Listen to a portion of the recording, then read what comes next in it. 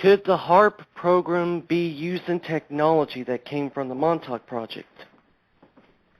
I haven't seen any sign of that.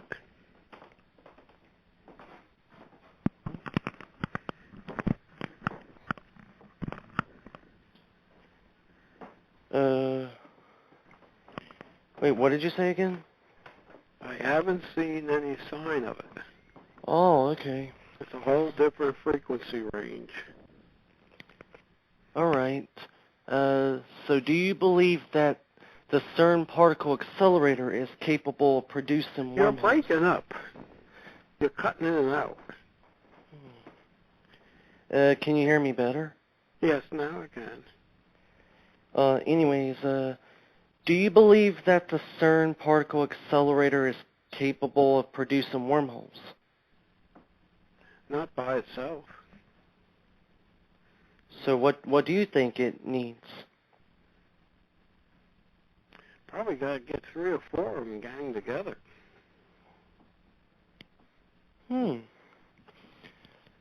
How does CERN differ from the Montauk Project? Well, CERN uses real particulates, while the Montauk Project was accelerating electrons. The accelerator system at Montauk was basically like a big magnetron or a big amplitron.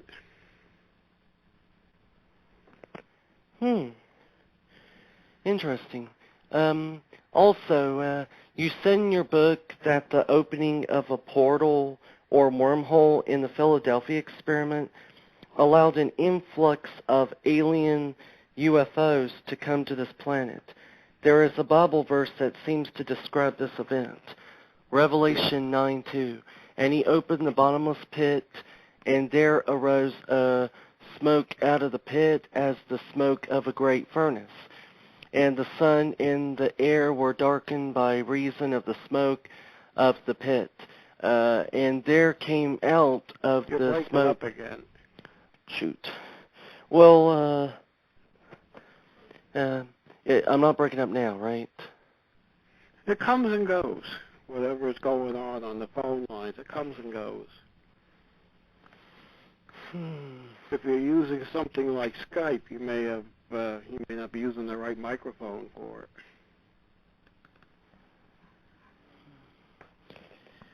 All right, I'm trying to get rid of some programs so it would work better. I think it's working better now. Well, you'll find out, right? Okay, so, Well, the Bible verse that you're describing to me describes more a volcano. So you think it's a volcano? That's why I think they're describing there. You know, I took catechism in Catholic school.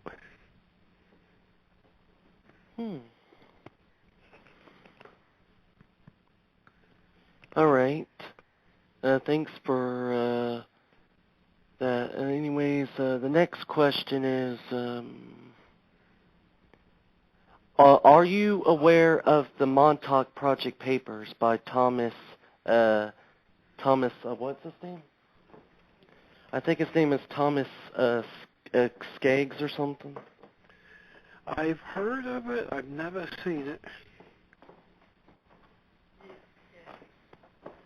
And yes, there's a lot of tag-alongs on, my work. Peter and my work. There's a lot of tag-alongs, which actually is quite flattering.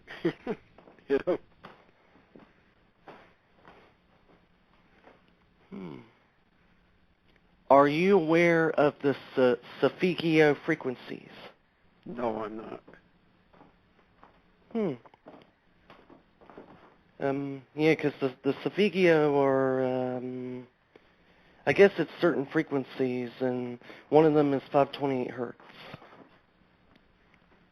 Yeah, 10 hertz as well. Yep. I probably know of it, but not by that name.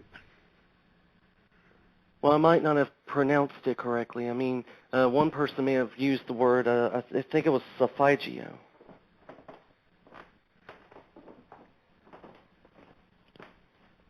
Well, all those low frequencies are quite important. Right. If you're using music for healing, you got to go right down to 10 hertz. 10 hertz. Yeah.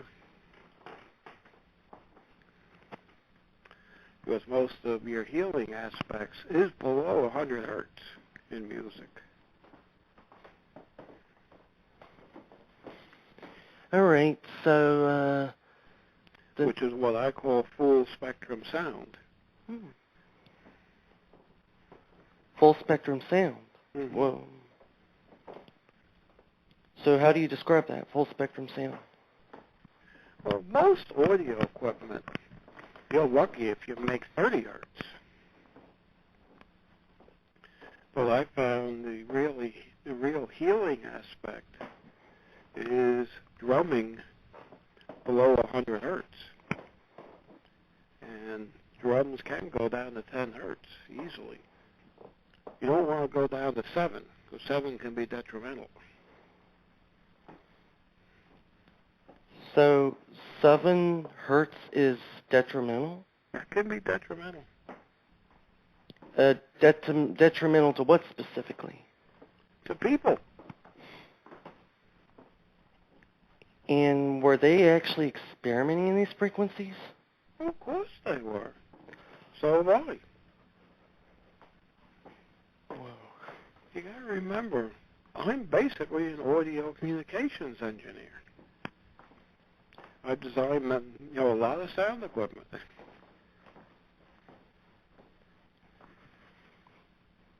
Yeah. So sound is one of my fields.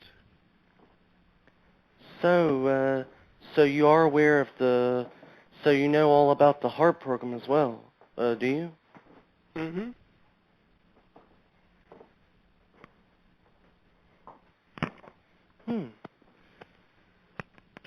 Let's see. Oh, yeah. Would it be possible to get Nikola Tesla back into our time if we used a zero-time reference with him? You're breaking up again. What with Tesla? Would it be possible to get Nikola Tesla back into our time if we used a zero-time reference with him? I guess you could bring him ahead if you had a time device. He might be lost in this time. So he probably wouldn't be familiar with the jargon. He probably, engineering today is nothing like engineering when Tesla was doing it. He'd probably get lost. Will be like taking me to the year 3000 and say, okay, design something.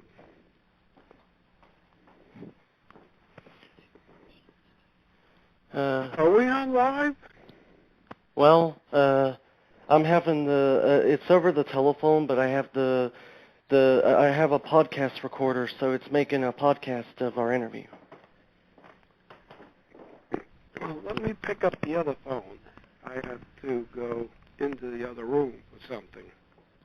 Okay. It was a deal where you could just wait, that's too, but let me get the wireless phone. Hang on a second. All right.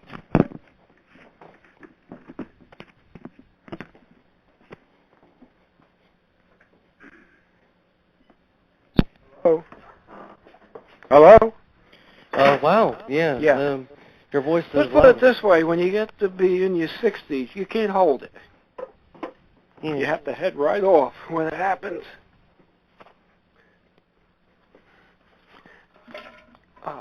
What a relief it is.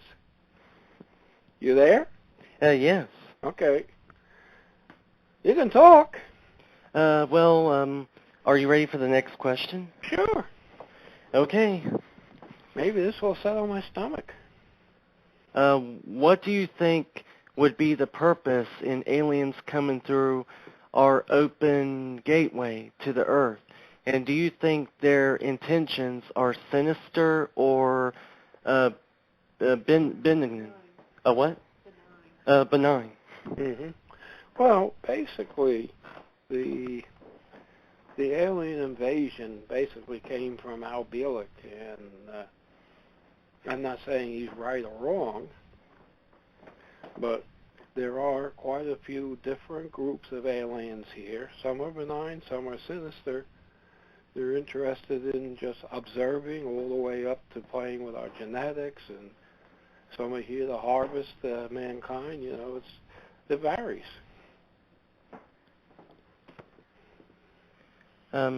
Anyways, whether or not the Montauk, Philadelphia hole, wormhole, brought a lot of aliens in, I don't know for sure, and it's possible. It's a good possibility. I would give it a 50-50 chance, maybe 70-30 chance that a whole bunch came in through the wormhole. It's very possible. But if you look through the Bible, early artistry, cave paintings, they were here long before the Philadelphia experiment.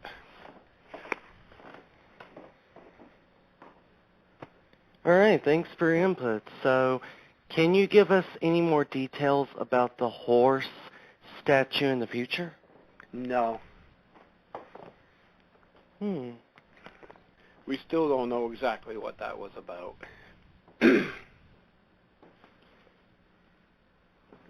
It was just one of those odd anomalies. At this point, I'm not even sure we have a future much beyond 2020.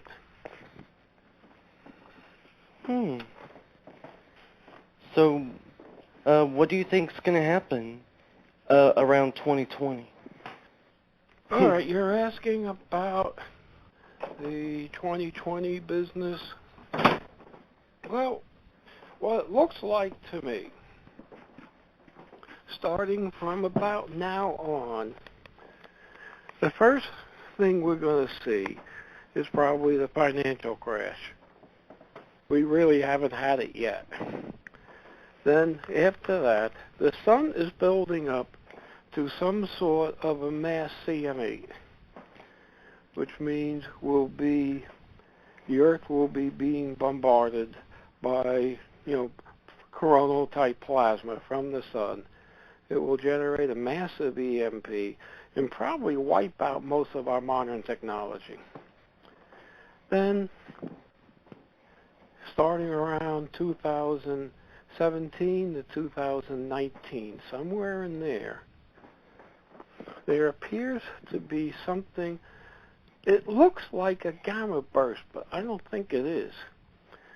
What I can speculate on is I believe at the center of the galaxy there is a toroidal-type wormhole with a black hole on one end, a white hole on the other end, and it's closed in on itself, with the white hole sucking on the black hole.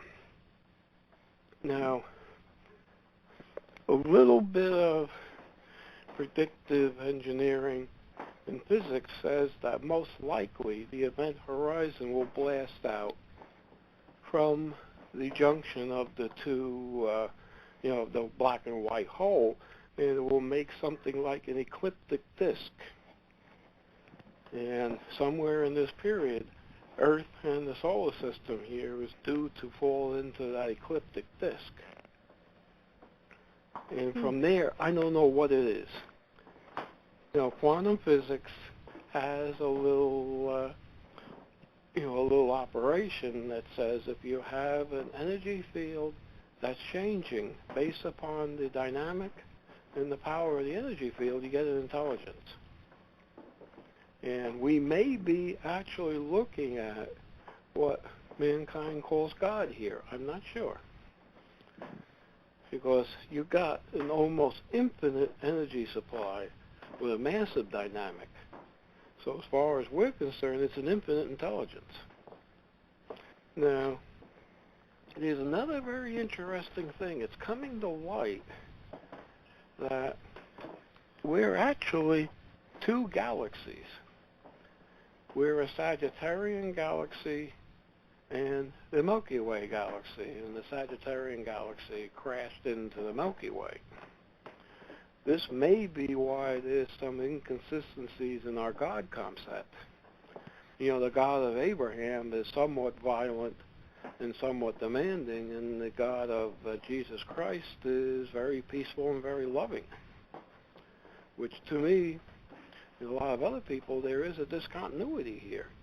This could be explained by two beings, one from the Sagittarian galaxy and one from the Milky Way. And it looks like, from what I can vision quest, that we go into some sort of almost like a black hole. That's why I said it does resemble a gamma burst. And what it looks like, we become part of whatever this intelligence factor is. And that sort of smells like the judgment. Whether this is all fully true, I don't know. But I consider it as a possibility. That's a very good input that you have gave. So let's see. Is the blueprint? Because if you look at the Old Testament and the New Testament, it doesn't look like the same God to me.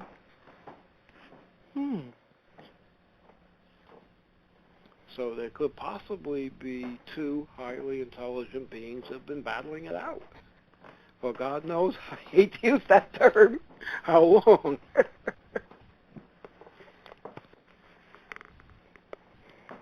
Yeah, that's a very good input.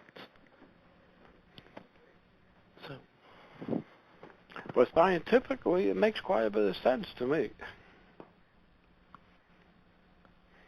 This is why I've never said that there isn't a God-type being.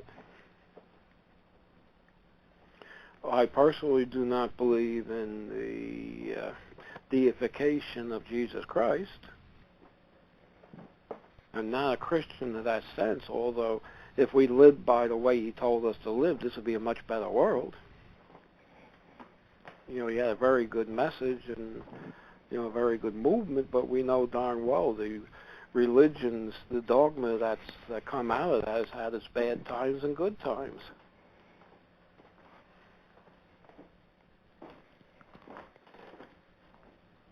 See, I don't dismiss any of this.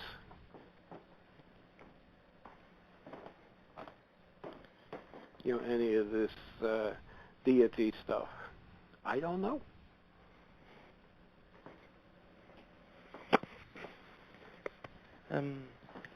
All right, so can I ask the next question? Sure. All right. There are people who claim that they can open up wormholes. Yeah. Yeah. And so is the human body capable of opening up wormholes without technology? You're cutting in and out again. I'll ask again. Is the human body capable of opening up wormholes without technology? I would have to say I don't know. It's possible, but there really is not enough hard data, hard evidence to say either way. You're now getting into mystical stuff, which we really can't model on the engineering level or use physics to predict. You got to remember, I'm an engineer and a scientist. I do have a degree in metaphysics, but I'm more a scientist and engineer. Yeah, I know. I was just, it's just people were, you know, people were suggesting the kind of questions that I should ask. Mm-hmm. That's fine.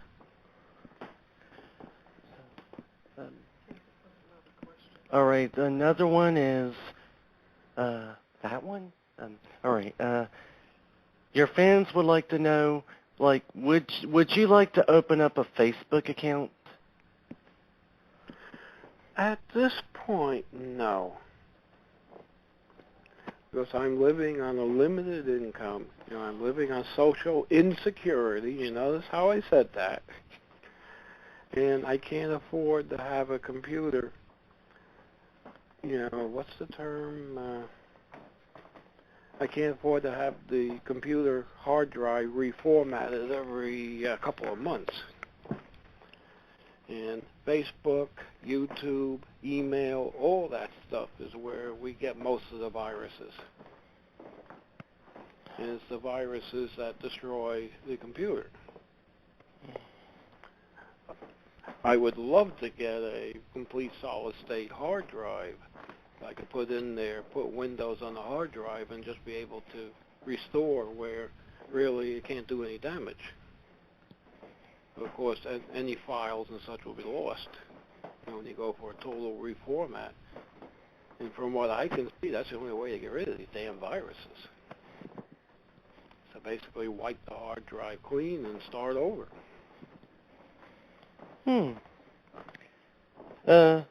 I could suggest that you install Avast because it's free. Well, all these different virus recognition programs are only as good as the data that updates them. You have a danger time between when a new virus is introduced and these different organizations find the virus, detect it, and feed the virus pattern to the engine that's in your computer to block the virus. If you've got a virus or a worm or something coming in that the engine doesn't recognize, it can't do squat. Yeah, that makes sense. I'm just waiting for the solid-state drive capability to get up to about 2 or 3 gigahertz, gigabytes, to where I can afford it. Then I'll stick that in as a secondary drive and basically install, I've been using Windows XP, install XP on the solid-state drive and then use the main drive to format itself and then pull XP back from the solid-state drive. Because generally, if they're going to destroy your computer, they do it by cycling the head on the hard drive back and forth to the point where it destroys the surface of the disk, the magnetic surface. Then you need a new hard drive.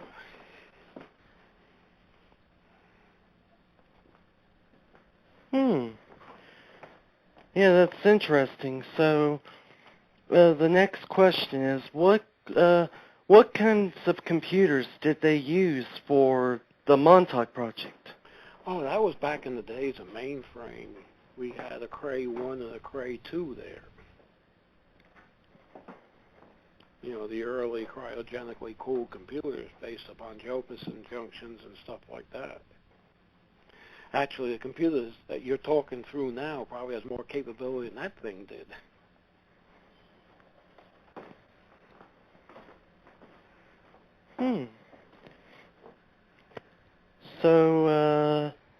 So what kinds of, what was the processing powers of the computers used in the Montauk project? Like in maybe megahertz or gigahertz level? What do you think? Well, in those days, we used MIPS. I forget what it stands for. If you have a gigahertz computer, a PC that's a gigahertz, the actual MIPS is maybe 250,000. And the early Crays ran at a MIPS of about 50,000. And of course, they didn't have huge memory in those days. They had a whole room full of memory, and most of it was magnetic memory, magnetic disk memory. They had a whole room full of those old controlled data, 14-inch disks.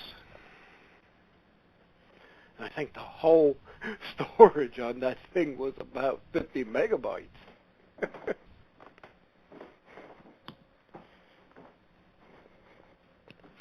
And then the final section of the computer had transistors in it from the 50s.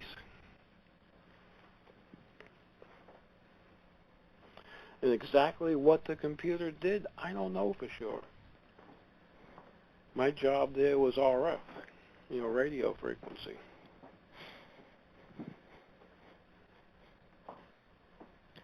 To me, I'd look at that 4 or 5 rooms full of equipment and wonder, my God, how much power is this thing draw?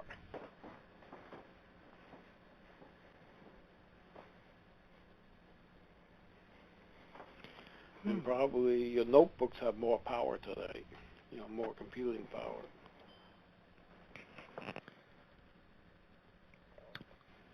Is somebody here? No, I don't see anyone. I keep hearing noises.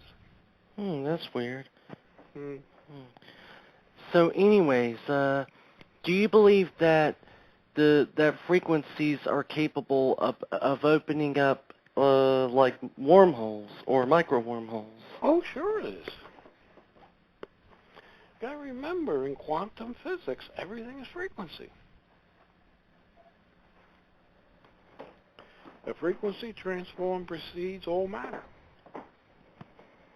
In creation, matter is first a group of frequencies, what we call in engineering a transform, or an ensemble of frequencies. You can liken it to a musical note.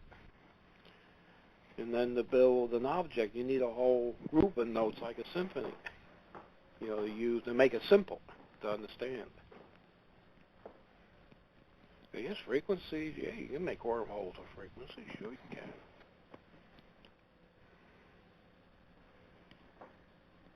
The more finesse you get with the frequency content, the less power you probably need.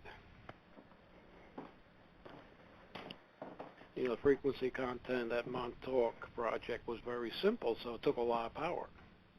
It's like killing flies with a sledgehammer. But as we get our frequency transform more complex, more finely tuned, it should take less power to do an activity.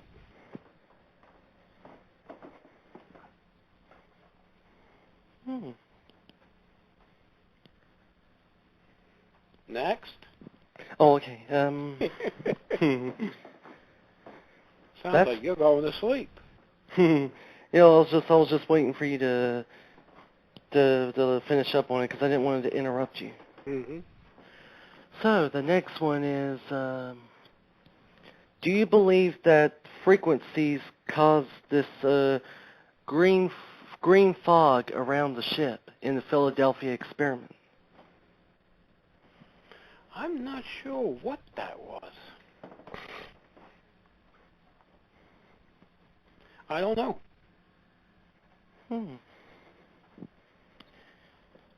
So, what kinds of technology were you working with? Well, I guess it was medium-scale integration, in solid state. There was a lot of vacuum tube technology there. And all different levels of transistorized solid-state technology up to medium scale.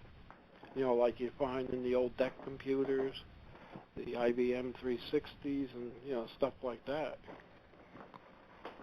So we had not quite got the 8080 and the 8086 series of chips going, or the 9800 chips at that point. The 8080 was just starting. And then that evolved into the 8086, and then you got the 186, 286, 386, and so on. Then you had the 98,000s, the Apple, the Motorola ones, if I'm remembering the right numbers. Next. All right, I'm trying to look at this. Okay, let's see. Do you have a question? All right, the next question is, do you think that they were using, how did they produce these frequencies? Was it like speakers strapped to stuff, or did they use something else that produced these sounds? Well, the Montauk Project, most of it was in the RF domain. Most of it was up around 400 to 450 megahertz that they were building their transforms on. And the use of sound was basically to put the person in the chair in the correct mood. The person in the chair actually, it was RF that was picked out of him, was picked out of his nervous system. And the computer made it into something usable for the pulse transmitters.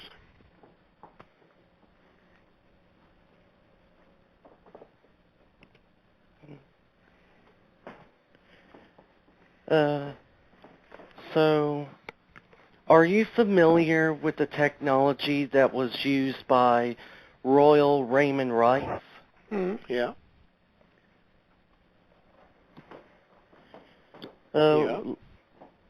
Yeah, what do you think about his technology? Well, basically what he did, he developed a cross-heterodyning ultraviolet microscope. Gaston Nessens in Canada had the same thing, but using direct electron converters, and he was using a narrower frequency of light to see the smaller objects. And what he would do is electrify his microscope stage, identify the organism involved, and then tune a frequency generator, typically an audio generator, through the range, and watch for the microbe to explode. And then he would expose his patients to that frequency. That's really what he did.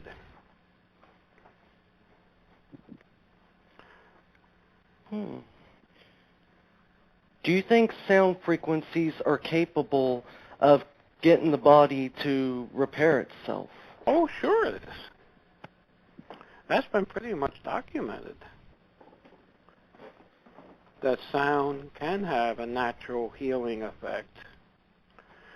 Right now they're coming up with what they're calling epigenetics, which is basically a group of chemical markers that differentiate the genetic structure. And I can see sound going through the body modifying that. I think that's highly possible. And no one in the medical profession denies the healing effect of a lot of classical music. I don't know if I'd want to listen to heavy metal, but your more melodic musical structures, I can see them definitely having beneficial effects. I've worked with that myself for years, using sound, music to heal.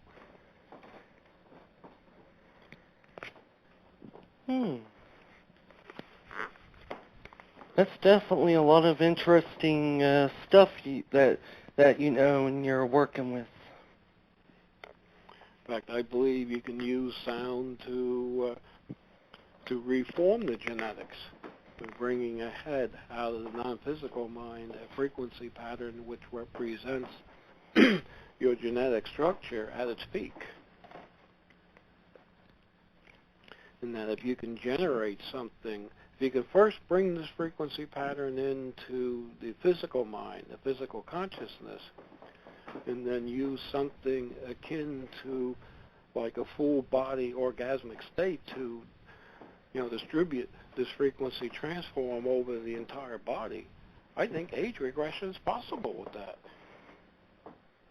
It's interesting to note that a male can father kids up until 60s and 70s, and the triune stream, kundalini energies, whatever you want to call it, goes and bathes the testicles in this frequency transform at the height of sexuality that does come out of the non-physical mind. So it keeps your gonads young. Now, if you can do something similar to all the other cells in the body, you should be able to keep the whole body young. So why do you think that it's not being deployed in the medical field today? The medical field never knew it. Bringing a frequency pattern in to regenerate the DNA. The medical field never knew that. If we ever had that on this planet, that's been lost in antiquity. That's been lost due to the shattering of the mind that our modern day rearing of human beings does. Hmm. So, if everyone decided to use this so-called technology, would it be the end of health problems and diseases? I think it's a good possibility. Well, the question you have here is how much of our disease and health problems is due to a mind problem, and how much of it is due to an environmental problem, and whether or not regenerating the DNA would help it.